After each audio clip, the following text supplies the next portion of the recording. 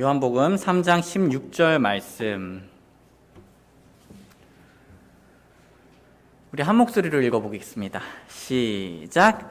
하나님께서 세상을 이처럼 사랑하사 자신의 독생자를 주셨으니 이것은 누구든지 그를 믿는 자는 멸망하지 않고 영존하는 생명을 얻게 하려 하심이라.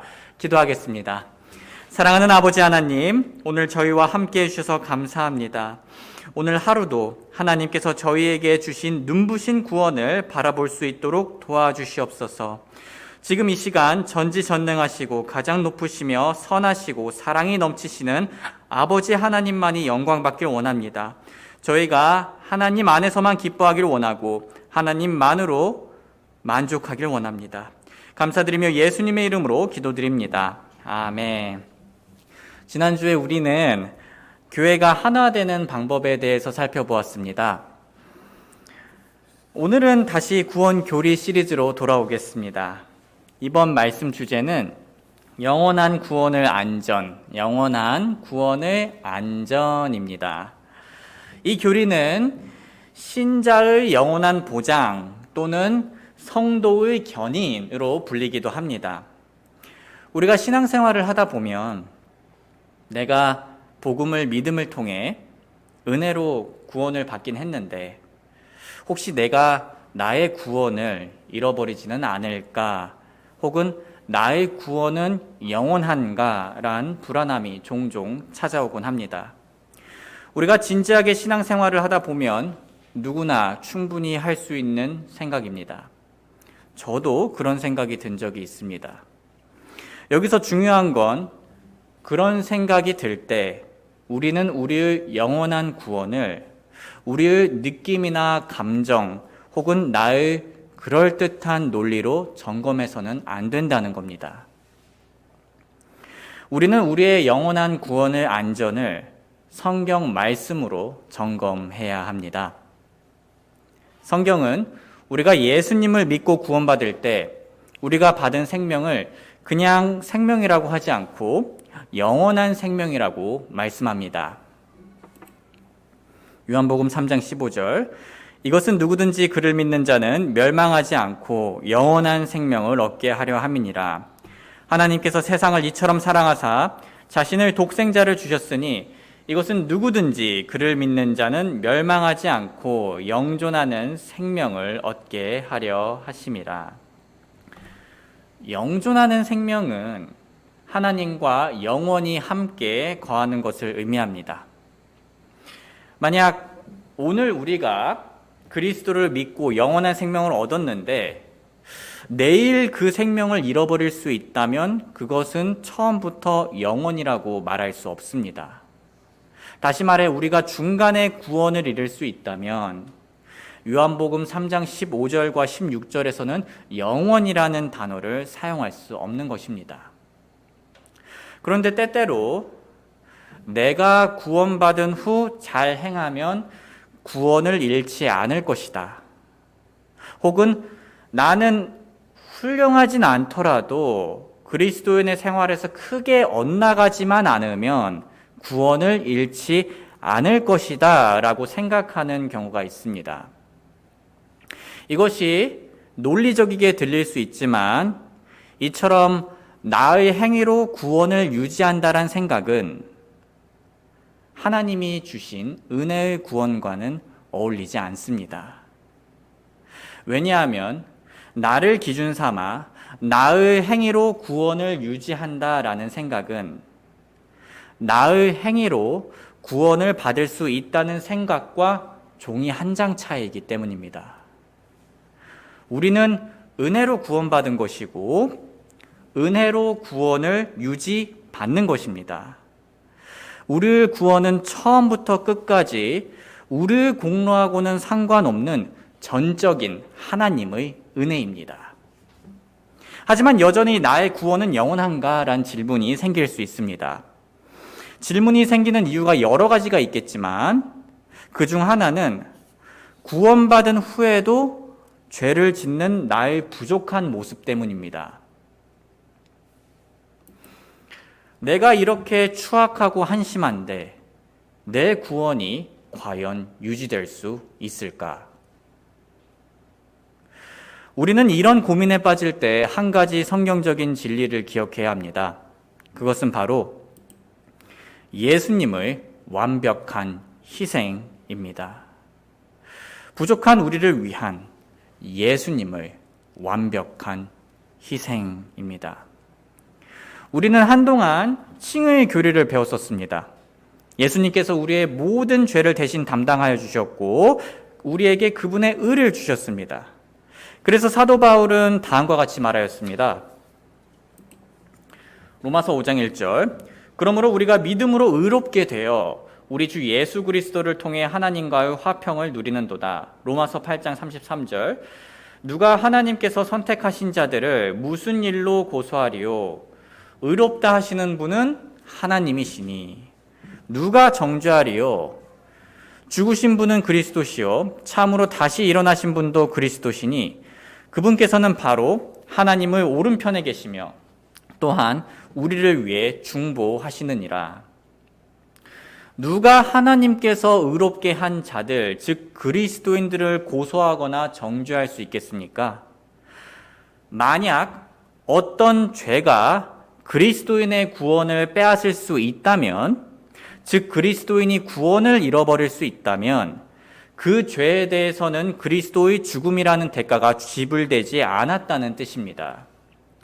그러나 죄의 대가는 예수님의 단 한 번의 희생으로 모두 지불되었습니다. 히브리서 9장 25절 또 그분께서 대제사장이 해마다 다른 것들의 피를 가지고 거룩한 곳에 들어가는 것 같이 자주 자신을 드려야 할 필요가 없으시니 그랬더라면 그분께서 반드시 세상을 창건 이래로 자주 고난을 당하셨어야 할 것이라. 그러나 이제 세상 끝에 그분께서 단 한 번 나타나사 자신을 희생물로 드려 죄를 제거하셨느니라. 요한일서 2장 2절 그분은 우리의 죄들로 인한 화해 헌물이시니 우리의 죄들뿐 아니요 온 세상의 죄들로 인한 화해 헌물이시니라.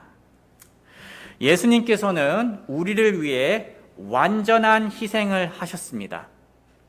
우리는 오직 그리스도의 희생 덕분에 하나님께서 보시기에 죄가 없고 의로운 사람이 된 것입니다. 그래서 의로운 재판관이신 하나님이 우리를 당당히 받아주시는 겁니다. 사랑하는 성도님들, 죄를 짓는 나의 부족한 모습을 바라볼 때 나의 영원한 구원에 대해 의심이 들 수 있습니다. 하지만 우리는 애초에 우리가 완벽하거나 죄를 안 짓거나 심지어 죄를 상대적으로 남들보다 조금 지어서 구원받은 게 아니었습니다.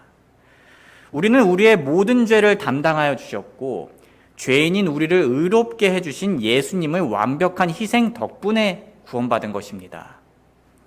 이 진리는 구원받기 전이나 구원받은 후나 변하지 않습니다. 즉 하나님께서는 우리가 구원받기 전에는 예수님을 기준으로 구원하셨다가 우리가 구원받은 후에는 우리가 얼마나 잘하는지를 기준으로 구원하시지는 않는다는 겁니다.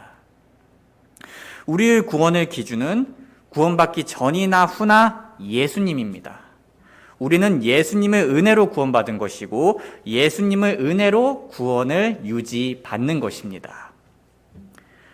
그렇다면 우리가 죄를 짓는 우리의 부족한 모습을 볼 때 앞으로 어떻게 해야 할까요? 그때는 우리의 시선을 속히 나로부터 예수님의 완전한 희생으로 옮겨야 합니다. 그리고 생각해야 합니다. 예수님께서는 내가 이렇게 악하고 한심한 존재인 것을 나보다 더 미리 아셨음에도 불구하고 십자가에서 나를 사랑하셔서 대신 희생해 주셨구나 라고 생각하며 회개하고 더 겸손해지고 더욱더 감사해야 합니다. 예수님의 완전한 희생을 기억하며 불안해하는 것이 아닌 영원한 구원에 대해 감사하는 저와 여러분들이 되길 주님의 이름으로 소원합니다. 성도님들, 내가 구원을 잃지는 않을까란 질문이 생기게 하는 고민을 하나 더 다루어 보겠습니다. 그것은 바로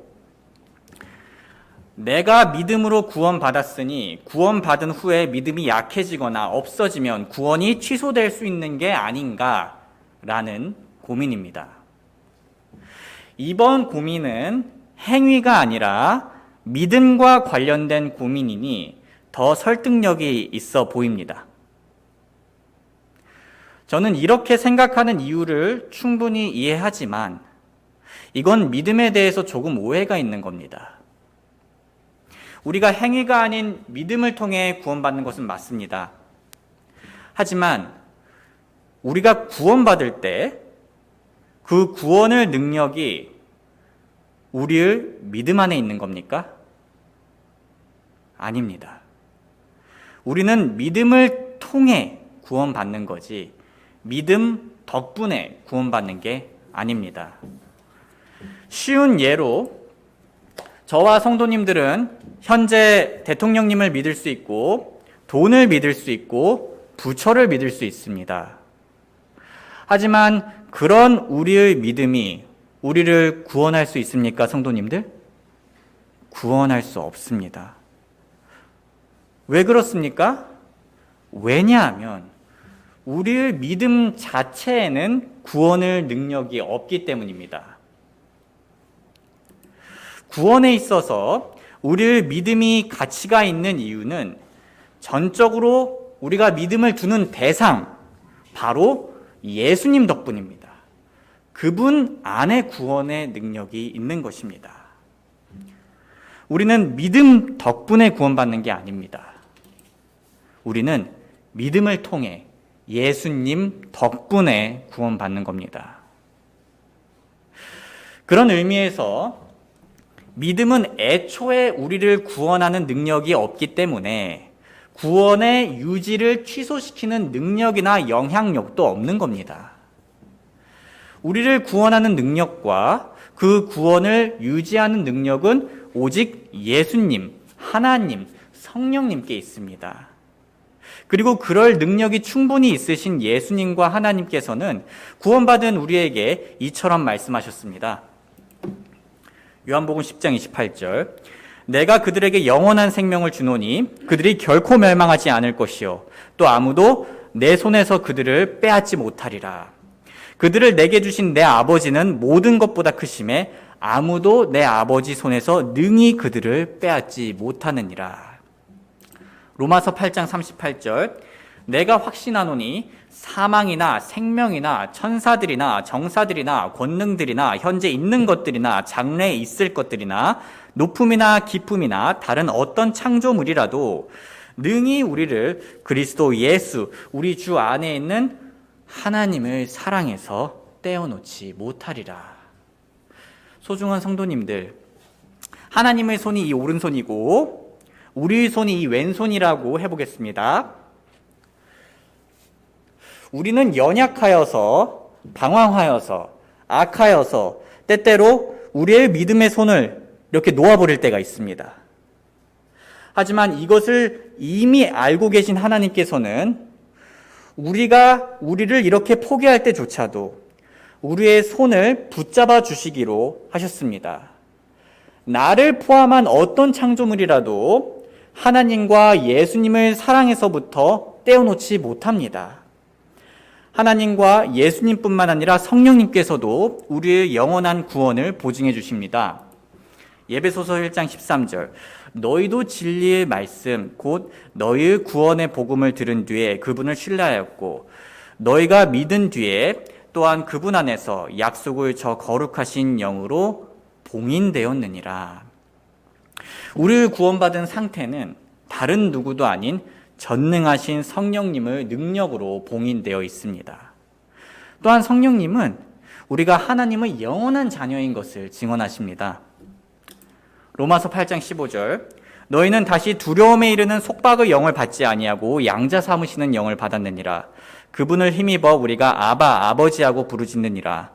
성령께서 친히 우리의 영과 더불어 우리가 하나님의 자녀인 것을 증언하시나니 우리는 다시 두려움에 이르는 속박의 영을 받지 아니하고 평생 그분의 자녀가 되는 영을 받은 것입니다. 정리하자면 우리의 영원한 구원의 유지 여부는 우리의 믿음에 달린 것이 아닙니다. 우리의 영원한 구원의 유지 여부는 하나님, 예수님, 성령님께 달린 것입니다. 그리고 그분들은 우리에게 영원한 생명을 주시며 결코 멸망하지 않을 것이라고 하셨고, 아무도 그분들의 손에서 우리를 가져가지 못한다 하셨고, 아무도 하나님을 사랑해서 우리를 떼어놓지 못한다 하셨고, 성령님으로 인해 봉인되었으며 다시는 속박의 영에 이르지 않는 자녀가 되었다고 말하였습니다. 사랑하는 성도님들, 저는 저의 영원한 구원의 안전이 저에게 달려있다면 너무 불안할 겁니다. 왜냐하면 저는 극도로 사악하고 그것을 유지할 자신이 전혀 없기 때문입니다. 하지만 우리가 보았던 성경 말씀처럼 저의 영원한 구원의 안전이 하나님과 예수님과 성령님께 달려있다면 너무 평안할 겁니다. 왜냐하면 하나님께서는 영원한 구원을 안전하게 지켜줄 능력이 충분히 넘치게 있으시고 지켜준다 약속하셨고 저를 사랑하시기 때문입니다. 이보다 확실한 영원한 구원의 안전이 어디 있겠습니까? 하나님을 찬양합니다. 성도님들, 우리에게 은혜로 주어진 영원한 구원의 안전이 하나님과 우리 사이에 어떤 의미로 다가올 수 있는지 잠시 보겠습니다. 이것을 설명하기 위해 제가 잠시 예화를 하나 드리겠습니다. 제 아내는 제가 음식 비비는 걸 잘한다고 합니다. 저는 잘 모르겠는데 그렇다고 하더라고요. 그래서 평소에 짜장면이라든가 비빔국수처럼 비벼야 하는 음식이 있으면 저에게 부탁을 합니다. 어제 점심에는 저희가 비빔밥을 먹기로 했습니다. 그래서 저는 아내의 비빔밥을 정성스럽게 비비고 있었습니다. 그때 아내는 종훈이에게 종훈아, 아빠 보고 잘 배워서 나중에 엄마 거 비벼줘 라고 했습니다. 그 말을 듣고 저는 아내에게 다음과 같이 말했습니다. 아닌데, 내가 여보 거 평생 비벼줄 건데. 제 입으로 말하기 민망하지만 아내는 그 말을 듣고는 감동을 받았습니다. 성도님들께서도 아시다시피 사람들은 사랑하는 사람에게 평생이란 말을 자주 사용합니다. 그렇지 않습니까? 그만큼 오랜 시간 동안 끝까지 사랑하겠다는 표현인 거죠. 예를 들면 평생 너의 곁에서 너를 사랑할게 라고 말합니다. 그런데 어떤 분들은 이 평생보다 훨씬 더 긴 단어인 영원이란 말을 사용합니다. 예를 들면 영원히 너의 곁에서 너를 사랑할게 라고 말합니다. 그런데 사실 사람의 능력으론 영원이란 말을 약속할 수는 없잖아요. 당장 내일 나와 상대방에게 무슨 일이 일어날지 모르니까요. 하지만 우리는 영원을 약속할 수 없다는 것을 알고 있음에도 불구하고 그 말이 너무 아름다워서 사랑하는 사람에게 영원히 라는 수식어를 사용합니다. 그런데 성도님들, 하나님께서는 우리와 다르십니다. 그분은 우리를 영원히 구원하시며 내버려 두지 아니하시고 우리와 영원히 함께 하시고 또한 우리를 영원히 아름답게 사랑하십니다. 우리가 기쁠 때나 슬플 때나 신실할 때나 방황할 때나 신날 때나 지칠 때나 하나님은 우리를 놓지 않으시고 영원히 사랑해 주시는 분이십니다. 우리를 영원 전부터 영원한 미래까지 사랑하는 분이십니다. 우리는 이런 영원한 사랑을 받기 위해 태어났고 이런 사랑을 영원히 하기 위해 태어났습니다. 우리 한번 마지막으로 이 구절을 한 목소리로 읽겠습니다. 시작.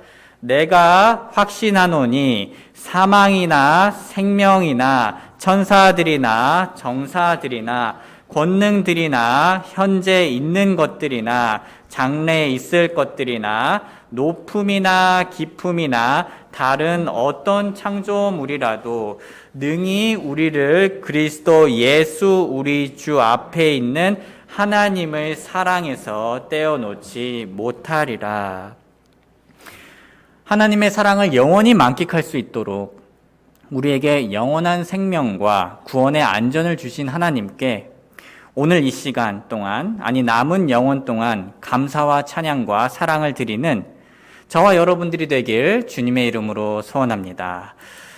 우리 잠시 노래가 연주되는 동안 우리에게 영원한 구원, 영원한 생명, 영원한 사랑을 허락해 주신 하나님께 감사와 찬양을 기도로서 드리겠습니다.